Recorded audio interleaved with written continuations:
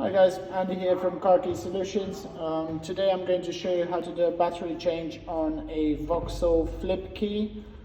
This particular model was quite popular for Vauxhall. It was used from 2005 up until 2019 even.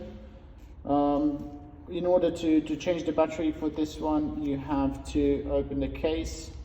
You can either open it by hand, some of them are open by hand, otherwise you just use a small flathead screwdriver, and then you release the battery, which is on the back here.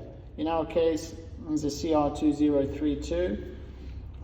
When putting the battery back into position, you slide it into place, and please make sure you put the positive side up.